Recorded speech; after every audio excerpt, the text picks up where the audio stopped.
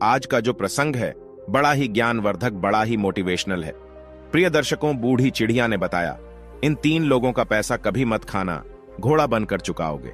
प्रिय दर्शकों, इससे पहले आप हमारे चैनल में पहली बार आए हैं तो चैनल को सब्सक्राइब करें, बेल आइकन को प्रेस करें और अच्छे अच्छे कमेंट किया करें ताकि हर आने वाले वीडियो का नोटिफिकेशन सबसे पहले आपको मिले और आप उन वीडियो का फायदा उठा सकें। चलिए शुरू करते हैं प्रिय दर्शकों आज की ये प्यारी सी कहानी, ये प्यारा सा वीडियो। प्रिय दर्शकों, प्राचीन समय की बात है। एक जंगल में एक बूढ़ी चिड़िया और चिड़ा रहा करते थे। बूढ़ी चिड़िया भोजन की तलाश के लिए इधर उधर घूम रही थी तो उसने देखा कि एक सेठ इस जन्म के लिए और अगले जन्म के लिए पैसे उधार में देता है। इसका क्या कारण है? क्या इस जन्म के उधार का पैसा अगले जन्म में चुकाना पड़ता है? इसी बात को सोचते हुए वह चिड़िया अपने पति चिड़ा के पास आती है।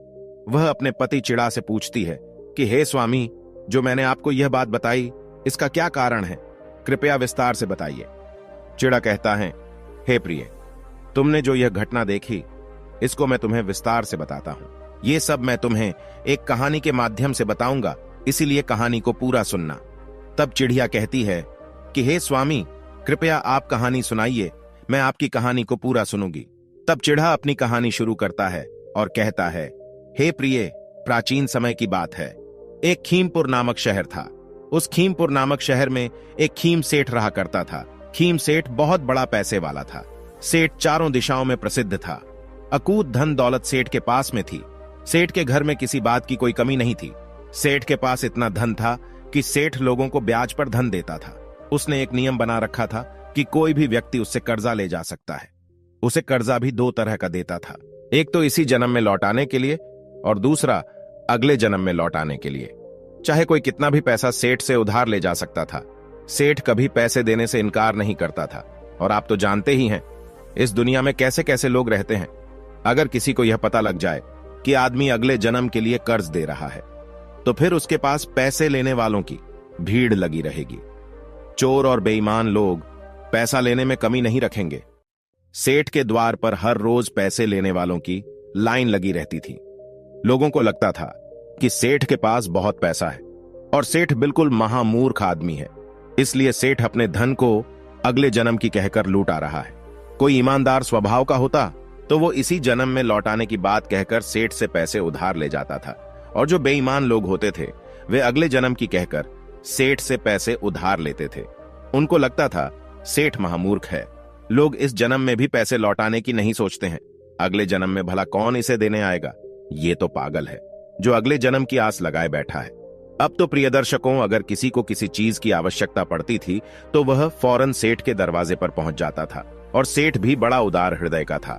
उसने 2-4 मुनीम अपने पास इसी कार्य के लिए बैठा रखे थे कि जो कोई भी पैसे लेने आए उसे पैसे दिए जाएं। कोई भी उसके दरवाजे से खाली नहीं जाना चाहिए। मुनीम कर्ज लेने वाले की मांग के अनुसार उसे पैसे दे देते थे। कर्ज लेने वाले से सेठ एक ही बात पूछता था कि यह पैसा इसी जन्म में चुकाओगे या अगले जन्म में। ज्यादातर लोग तो अगले जन्म की कहकर पैसे ले जाते थे। सेठ के मुनीम, पैसे लेने वाले का नाम, पता सब अपने दस्तावेजों में चढ़ा लेते थे। अब ऐसे मौके का फायदा भला कौन नहीं उठाएगा। लोग अपना नाम पता खुशी खुशी सेठ के पत्र में लिखवा जाते थे और उसके वहां से मुंह मांगा पैसा ले जाते थे। सेठ को इस बात से कोई फर्क नहीं पड़ता था कि कोई उन्हें पैसे लौटाने आएगा कि नहीं आएगा। इसी तरह सेठ का काम निरंतर चलता रहा। अब देखिए प्रिय दर्शकों, किसी गांव में 2 व्यक्ति रहते थे। दोनों व्यक्ति कोई काम धाम तो करते नहीं थे। उनका काम था जुआ और सट्टा खेलना, चोरी और बेईमानी करना। ये दोनों इतने हराम खाऊ थे, कभी कहीं काम करने नहीं जाते थे। 15 सालों से उन्होंने कभी कोई काम नहीं किया था। वे हमेशा चोरी डकैती करने में लगे रहते थे। एक दिन उन्होंने कुछ लोगों के मुंह से सुना।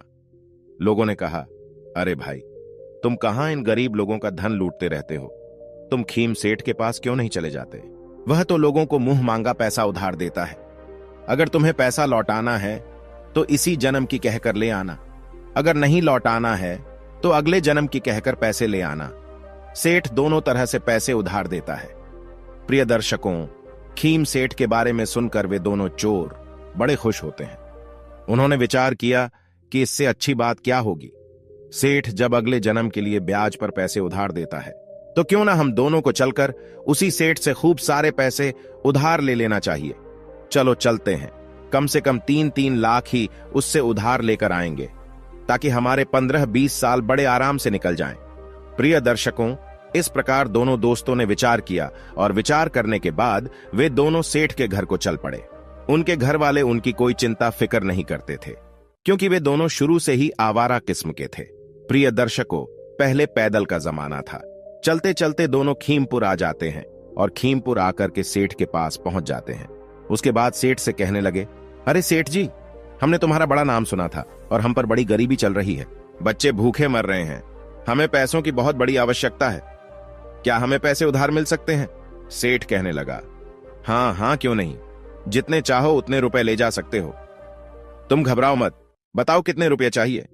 अब सेठ की बात सुनकर के वे दोनों चोर कहने लगे कि देखो सेठ जी, हमें इस जन्म के लिए तो पैसे नहीं चाहिए, हम तो अगले जन्म में आपके पैसे लौटा पाएंगे। सेठ जी कहने लगे, हाँ हाँ, कोई बात नहीं है, आप अगले जन्म के लिए ले जाओ, हम कब मना कर रहे हैं, आप बताइए तो सही, कितने पैसे चाहिए आपको, हम तो अगले जन्म के लिए भी पैसे देते हैं। प्रिय दर्शकों, इस प्रकार सेठ की बात सुनकर वे दोनों मन ही मन बड़े प्रसन्न होते हैं और आपस में विचार करने के बाद कहने लगे, सेठ जी, ज्यादा नहीं, बस 3-3 लाख हम दोनों को दे दीजिए, ताकि हमारे बच्चों का पालन पोषण हो सके। दोनों चोरों की बात सुनकर सेठ जी अपने मुनीम से कहने लगे कि मुनीम जी, इन दोनों को 3-3 लाख रुपए दे दीजिए। प्रिय दर्शकों, मुनीम ने फौरन सेठ की आज्ञा का पालन किया और दोनों को 3-3 लाख पकड़ा दिए। 3-3 लाख लेकर वे उन पैसों को अपनी जेब में रखकर दोनों चल देते थे। सेठ ने दोनों का नाम पता पूछकर अपने बही खाते में उनका नाम लिख लिया कि फलाने फलाने व्यक्ति ने अगले जन्म में चुकाने के लिए 3-3 लाख कर्जा लिया है। पैसे लेकर दोनों बड़े खुश होते हैं और विचार करते हैं कि भैया, अगला जन्म किसने देखा है? सेठ तो बड़ा मूर्ख था जो हमें पैसे दे दिए। अब इन पैसों से अगले जन्म की तो हमें नहीं पता, पर यह जन्म हमारा बड़े आनंद से कट जाएगा। हमें जीवन भर चोरी करने की और जुआ खेलने की जरूरत नहीं पड़ेगी। प्रिय दर्शकों, ऐसा दोनों मन में विचार करते हुए खुश होते हुए चलते चले जा रहे थे। अब आगे क्या होता है? वे दोनों पैदल पैदल चलते चले जा रहे थे। चलते चलते उन्हें रास्ते में रात हो जाती है। फिर उन्हें गांव दिखाई देता है। वे सोचने लगे कि चलो इसी गांव में आज की रात गुजारेंगे। जब वे गांव में पहुंचे तो गांव में उन्होंने रुकने की कोशिश की, परंतु वहां किसी ने उन्हें रुकने के लिए नहीं कहा, क्योंकि वे दोनों देखने से ऐसे लग रहे थे कि दोनों कोई बदमाश हो, और उनको यह भी डर सता रहा था कि उनके पास इतने सारे रुपए हैं, कोई उनसे उनका रुपया न छीन ले। फिर काफी सोच विचार के बाद उन्होंने वहां रुकने का फैसला किया। प्रिय दर्शकों, गांव से बाहर एक किसान का घर पड़ता था। वे उस किसान के घर के दरवाजे पर जाकर उससे कहने लगे कि भैया, हम तुम्हारे यहां रुकना चाहते हैं। आज की रात कट जाएगी तो सुबह हम यहां से चले जाएंगे। भाई, हम तुम्हारा खाना भी नहीं खाएंगे, केवल सोने के लिए हमें बिस्तर दे देना और एक चारपाई। किसान कहने लगा, भाई मेरे पास एक ही चारपाई है, एक काम करो, मेरे तबेले पर एक खाट पड़ी हुई है और वहां मेरा एक घोड़ा और एक भैंसा बंधा हुआ है। तुम जाओ, जाकर आराम से वहां सो जाना और मेरे पशुओं की रखवाली भी करते रहना। प्रिय दर्शकों, दोनों किसान के तबेले में रुकने के लिए चले जाते हैं। जब दोनों मित्र उस तबेले में रुक जाते हैं तो किसान अपने घर को चला जाता है और इधर वे दोनों चोर उस तबेले में पड़ी खाट पर सो जाते हैं। परंतु दोनों को नींद नहीं आ रही थी, क्योंकि दोनों के पास काफी पैसे थे और उन्हें डर लग रहा था कि कोई उनसे उनके पैसे छीन ना ले जाए। इसलिए दोनों जागते हुए आपस में बातें कर रहे थे। इस प्रकार प्रिय दर्शकों, रात्रि के 12 बज जाते हैं। उधर उस तबेले में एक भैंस और एक घोड़ा जो बंधा हुआ था, वह भैंसा कहता है, अरे भाई घोड़े, तुम सो रहे हो या जाग रहे हो? देखो मेरी बात ध्यान से सुनो, मेरा और तुम्हारा बस आज रात तक का ही संग है, कल सुबह मैं तुम्हें छोड़कर चला जाऊंगा। घोड़ा बोला, क्या कह रहे हो, तुम हमें छोड़कर चले जाओगे? क्यों चले जाओगे? तब वो भैंसा कहता है, देखो भैया, मैंने पहले इस किसान से कर्जा लिया था और उस कर्जे को मैं चुका नहीं पाया, तो देखिए मुझे किसान के यहां भैंसा बनना पड़ा और इसने आज मेरी कोड़े मार मार कर यह हालत बना दी है। मुझसे एक एक पैसे की वसूली ब्याज सहित की है। मैंने इससे इतना कर्जा लिया था, उसका 1000 गुना पैसा इसने मुझसे वसूल किया है और अब मेरा जो कर्ज था वो बिल्कुल चुक गया है। मैं अब इस किसान के ऋण से मुक्त हो गया हूं और प्रातःकाल मैं किसान के घर एक सानी चारा खाऊंगा और चारा खाने के बाद मैं यहां से चला जाऊंगा। उसके बाद मैं यह शरीर छोड़ दूंगा। ये घोड़े भैया, हमारा साथ बस इतना ही लिखा था। भैंसे की बात सुनकर घोड़ा कहने लगा कि बात तो तुम्हारी ठीक है। हे भैया, तुम तो मुक्त हो गए। वैसे चलूंगा तो मैं भी। यदि 2-4 घंटे तुम और रुक जाओ तो मैं भी किसान के कर्ज से मुक्त हो जाऊंगा। मुझे इसकी एक घानी सरसों की पिलाई करनी है। मुझे इसका कोल्हू 4 घंटे और चलाना है। उसके बाद एक कसाई आएगा और उस कसाई पर मेरे पूर्व जन्म के रुपये चाहिए थे। मेरे पैसे देकर वह मुझे खरीदेगा और किसान उन पैसों को ले लेगा, और पैसे जैसे किसान लेगा तो मैं इस किसान के कर्ज से मुक्त हो जाऊंगा, क्योंकि मैंने भी पूर्व जन्म में इस किसान से कर्जा लिया था। मैंने इसका पूरा कर्जा छुपा दिया है, क्योंकि कुछ तो इसने मुझसे काम करवाकर इसका जो कोल्हू चलाया है उसे वसूल किया है, और शेष बचे हुए पैसे वह कसाई दे जाएगा, और मैं थोड़ी दूर कसाई के साथ चलूंगा और उसके बाद मैं मर जाऊंगा।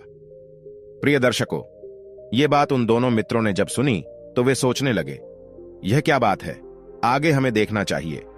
इधर प्रिय दर्शकों, जब प्रातः काल होता है, जब दिन निकला, तो किसान आता है, और किसान ने आने के बाद उन दोनों को खाने को चारा डाल दिया। भैंसे ने चारा खाया, और चारा खाने के बाद वह भैंसा वहीं पर गिर जाता है, उसका प्राणांत हो जाता है। प्रिय दर्शकों, जब भैंसा मर जाता है तो किसान बड़ा दुखी होता है कि हाय, मेरा भैंसा मर गया है। उधर वे दोनों चोर आपस में विचार करते हैं, अरे भाई, ये बात तो बिल्कुल सही हो गई। जैसा हमने रात सुना था उसी हिसाब से यह घटना घटी है।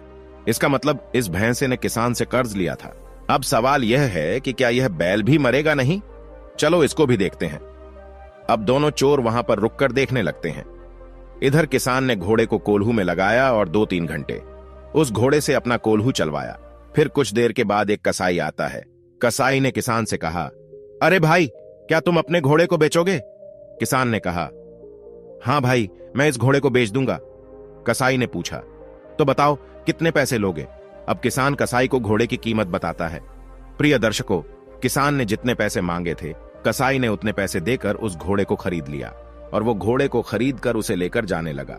उधर वे दोनों मित्र कहने लगे कि देख भाई, घोड़े ने कहा था कि कसाई आएगा। कसाई आ भी गया और किसान ने घोड़े को भी बेच दिया। अब हम इसके पीछे पीछे चलते हैं और देखते हैं कि रास्ते में यह घोड़ा मरेगा कि नहीं।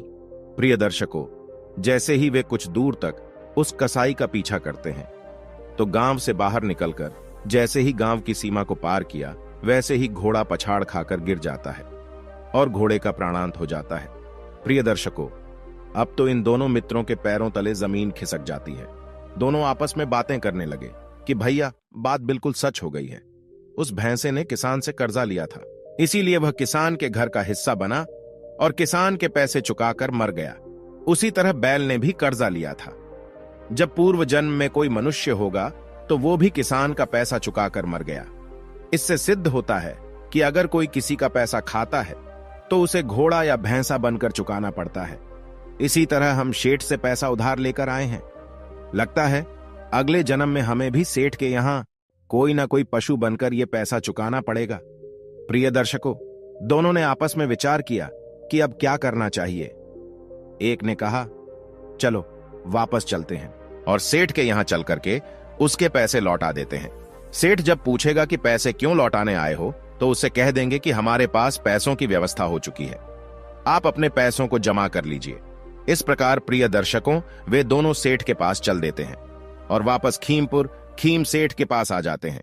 सेठ के पास पहुंचे तो सेठ ने उन्हें देखकर कहने लगा कि आप लोग वापस क्यों आ गए, क्या बात है? तब दोनों चोर कहते हैं, सेठ जी, थोड़ी देर पहले हम आपसे जो पैसे ले गए थे उन पैसों को वापस करने आए हैं। दरअसल हमारे पास और कहीं से पैसों की व्यवस्था हो गई है। आप अपने पैसे वापस लेकर उस पत्र से हमारा नाम काट दीजिए। प्रिय दर्शकों, सेठ जी ने अपना बही खाता देखा तो बही खाते में लिखा था कि अगले जन्म के लिए पैसे उधार लिए थे। तो सेठ जी कहने लगे, देखो भाई, यदि इस जन्म के लिए तुम पैसे उधार ले जाते तो मैं ये पैसे लेकर उन्हें जमा कर लेता, परंतु तुमने तो अगले जन्म के लिए पैसे उधार लिए हैं। अब तो मैं इन पैसों को जमा नहीं कर सकता। अब तुम्हें ये पैसे अगले जन्म में ही चुकाने पड़ेंगे। प्रिय दर्शकों, जब यह बात सेठ की सुनी तो उन्होंने सेठ से फिर कहा कि नहीं सेठ जी, आपको ये पैसे लेने पड़ेंगे। प्रिय दर्शकों, अब तो सेठ उन पैसों को लेने से साफ इनकार कर देता है और वे दोनों जबरदस्ती उन पैसों को देना चाहते थे। काफी मिन्नतें करने के बाद भी सेठ ने पैसे नहीं लिए। अब तो निराश होकर दोनों अपने घर की ओर लौटकर जाने लगते हैं और विचार करते जा रहे हैं कि हमें सेठ का घोड़ा बनना पड़ेगा और ये सेठ डंडे मार मार कर एक एक पैसे का हमसे हिसाब बराबर करेगा। अब हम क्या करें? हमने तो सेठ का कर्जा लेकर मुफ्त में ही मुसीबत पाल ली है। दोनों सोचते हुए चलते चले जा रहे थे। प्रिय दर्शकों, जब चलते चलते वे एक जंगल में पहुंचे और उस जंगल में एक चौराहा था। उस चौराहे पर दोनों लोग एक वृक्ष के नीचे बैठ जाते हैं और विचार करते हैं कि हमें सेठ के यहां जन्म लेना पड़ेगा। राजा और सेठ न जाने कितनी हमें यातनाएं देगा और तब ये पैसे हमसे वसूलेगा। दोनों आपस में विचार कर रहे थे। तभी एक चोर बोला कि भैया, मेरे दिमाग में एक युक्ति आई है। हम एक काम करते हैं, चाहे जितना भी 6 लाख हमारे लिए सेठ ने दिया है, उससे जंगल में देखिए कहीं भी पानी का कोई साधन नहीं है, यहां एक सुंदर तालाब बनवा देते हैं। दूसरा कहने लगा, भाई बात तो तुम अच्छी कह रहे हो। प्रिय दर्शकों, इस प्रकार दोनों ने विचार विमर्श करके फैसला कर लिया कि हम सेठ के इस कर्ज से, इस पैसे से यहां पर एक बड़ा सा तालाब बनवाएंगे। फिर क्या था, उन्होंने पड़ोस के गांव से मजदूर बुलवा लिए और वहां एक तालाब की खुदाई शुरू करवा दी। कुछ ही समय में उन्होंने एक बहुत सुंदर तालाब का निर्माण करवा दिया। तालाब के चारों ओर हरे भरे पेड़ पौधे लगवा दिए। चारों तरफ सुंदर सुंदर सीढ़ियां बना दी। तालाब नीचे से पक्का करवा दिया और चारों ओर से उसे सपाट रखा। उस तालाब के पास एक अपने लिए रहने को कोठरी बनवा ली, अर्थात वहां एक कमरे का निर्माण करवा लिया। अब क्या था, वे दोनों उसी तालाब के किनारे उसी कमरे में रहने लगे थे। प्रिय दर्शकों, सेठ के यहां से जितने पैसा लेकर आए थे, सारा पैसा उन्होंने उस तालाब में लगवा दिया। प्रिय दर्शकों, अब कुछ दिन के बाद जब वर्षा ऋतु आती है तो चौराहा तो वहां पर था ही। होता क्या है कि बरसात का पानी चारों तरफ से आता है और वह तालाब पानी से लबालब भर जाता है। कुछ समय बाद तालाब में जो गंदगी आई थी, वर्षा ऋतु के पानी के साथ वो गंदगी धीरे धीरे बैठ जाती है और तालाब में बिल्कुल स्वच्छ पानी हो जाता है। धीरे धीरे उस तालाब का पता इधर उधर के गांव के लोगों को पड़ा तो वे लोग अपने पशुओं को उसमें पानी पिलाने के लिए लाने लगे। परंतु वो दोनों चोर जिन्होंने तालाब बनवाया था, एक लाठी लेकर के उस तालाब की सुरक्षा करने लगे और जो भी कोई पानी पिलाने आता था उसे दूर से ही भगा देते थे कि भाई साहब, इस तालाब में पानी पीना और पिलाना सख्त मना है, यह हमारे सेठ जी का आदेश है।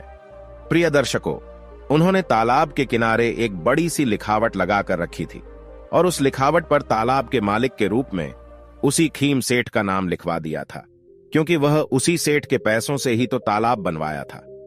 प्रिय दर्शकों, अब तो इसकी सूचना आसपास के गांव में फैल जाती है कि एक इतना सुंदर तालाब सेठ ने जंगल में बनवाया है और उसमें बहुत सुंदर पानी है, परंतु उस पर 2 पहरेदार रहते हैं। वे दोनों पानी नहीं पीने देते हैं। जो भी व्यक्ति आता है, जो भी पशु आते हैं, उन्हें पानी पीने से पहले ही भगा देते हैं।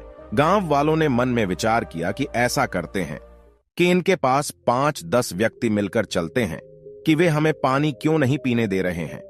हमारे पशु अगर इसमें पानी पी लेंगे तो क्या बिगड़ जाएगा। अगर किसी को पानी नहीं पीने देना है तो फिर ये तालाब ही क्यों बनवाया।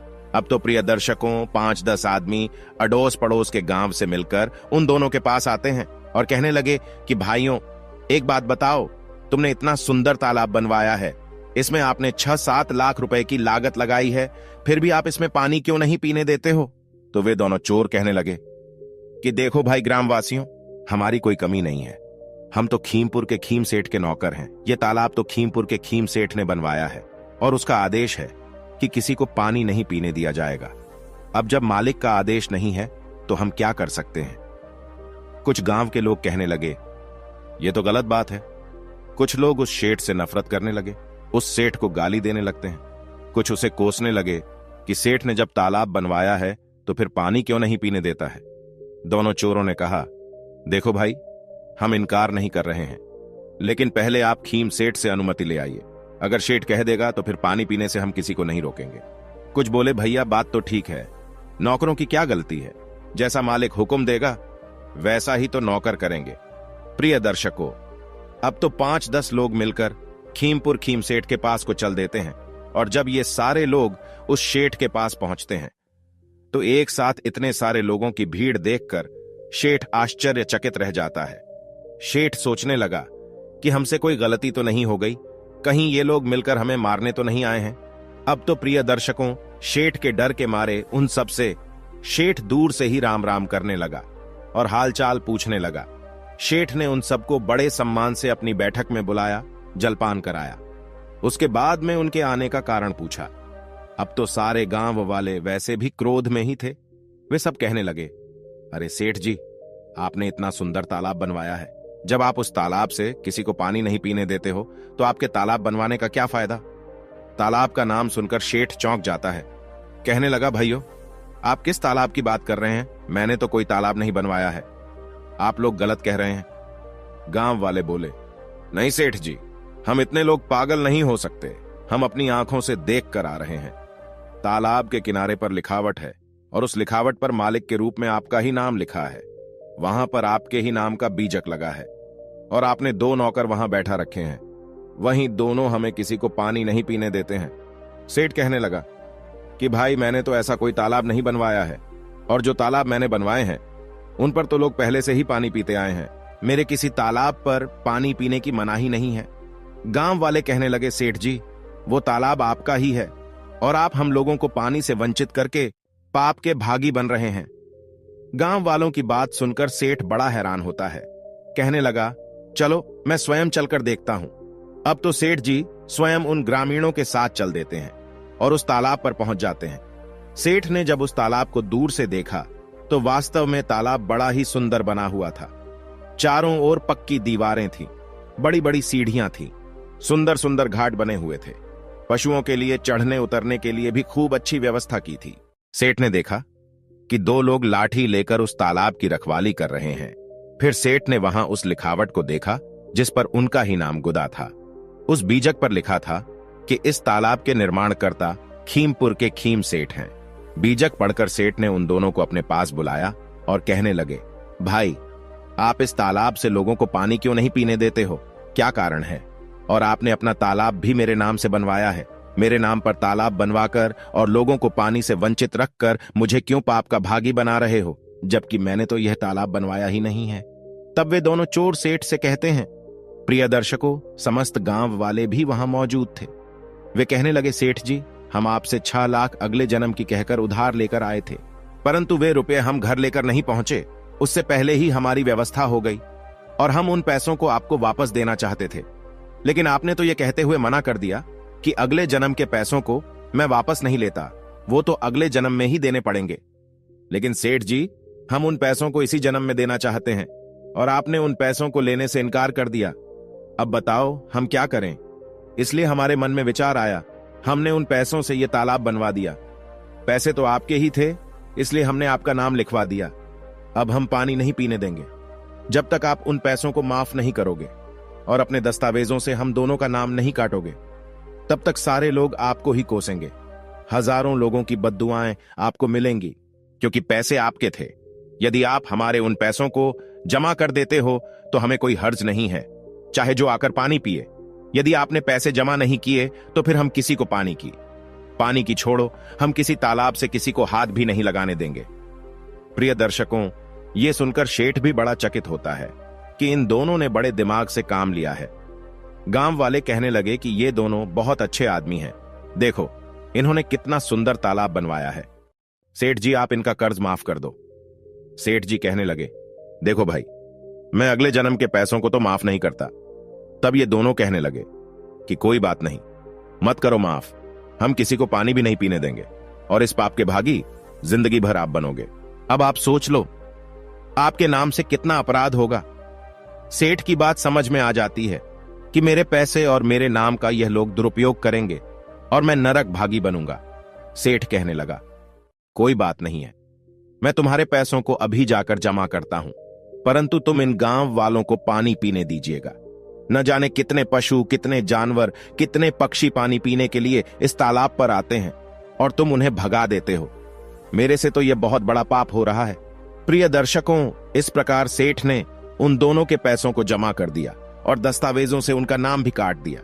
इस प्रकार वे दोनों बहुत प्रसन्न होते हैं और अपने घर चले जाते हैं। उस दिन के बाद उन्होंने कभी किसी की न तो चोरी की, न कभी जुआ खेला, न किसी की बेईमानी की। उनके अंदर ब्रह्मज्ञान जागृत हो जाता है। प्रिय दर्शकों, चिढ़ा कहता है कि अगर हम किसी का एक पैसा भी मुफ्त का खाते हैं तो वह हमें किसी न किसी रूप में चुकाना ही पड़ता है। अगर हम किसी के धन की बेईमानी कर लेते हैं तो याद रखना, उस धन को पता नहीं उसने कैसे कमाया था। यदि उसने वह धन अधर्म के रास्ते पर चलकर कमाया होगा तो उस पाप का भागीदार उस धन को खाने वाला बनेगा। प्रिय दर्शकों, बेईमानी का धन खाने वाला दूसरे के पाप भी अपने ऊपर ले लेता है और उस धन को 1000 गुना ज्यादा करके किसी न किसी रूप में उसे चुकाना पड़ता है। यदि आप यह सोचकर बैठ जाएं कि हमें इसका पैसा नहीं देना है, यह बात निश्चित मान लेना जिसका पैसा आप खा रहे हैं या खाया है, उसके यहां आपको या तो भैंसा बनना पड़ेगा या घोड़ा बनना पड़ेगा। कहने का मतलब है किसी न किसी रूप में उसका पैसा चुकाना ही पड़ेगा। परमात्मा की अदालत में कोई गलती नहीं होती, न तो वहां कोई रिश्वत चलती है न किसी की सिफारिश, और वहां कभी कोई गलती भी नहीं होती है। जो अपराधी है, जिसने थोड़ा भी पाप किया है, उसे भी उसके कर्मों का दंड मिलेगा। वहां कोई गलती नहीं मिली थी। इसलिए प्रिय दर्शकों, आपसे निवेदन है कि किसी का एक पैसा भी मत खाना। हो सके तो तुम्हारे पैसे भले ही कोई और खा जाए, आपसे भी ईमानदारी से रहिए। यदि आपने किसी के पैसे खाए हैं, नियत खोटी की है, तो प्रिय दर्शकों, यह पक्का मान लेना कि आपको उसके पैसे चुकाने पड़ेंगे, वह भी ब्याज सहित। पाप का धन साधन तो देता है, पर सुख चैन छीन लेता है, अंदरूनी खुशी नष्ट कर देता है, और एक दिन मूल सहित आदमी का पतन हो जाता है। इन लोगों का पैसा कभी मत खाना, वरना जानवर बनकर चुकाना पड़ेगा। नंबर 1 पर चोरी, बेईमानी और ठगी का पैसा कभी मत खाना। नंबर 2, किसी मंदिर या देव स्थान पर चढ़ा हुआ पैसा कभी मत खाना। नंबर 3, रिश्वत का पैसा कभी मत खाना। प्रिय दर्शकों, जो इन 3 स्थानों का पैसा खाता है उसका सर्वनाश हो जाता है। वे लोग यह सोच रहे होंगे कि हम तो कई सालों से तीनों स्थानों का पैसा खा रहे हैं, हमारा तो कुछ बिगड़ा नहीं। तो आप चिंता न करें, निश्चित रूप से आपका बुरा होगा। इस जन्म में न हुआ तो अगले जन्म में होगा, लेकिन बुरा जरूर होगा, हिसाब देना ही पड़ेगा। प्रिय दर्शकों, चिढ़ा कहता है कि हे प्रिय, यही कारण था कि वह सेठ इस जन्म और अगले जन्म के लिए पैसे उधार देता था।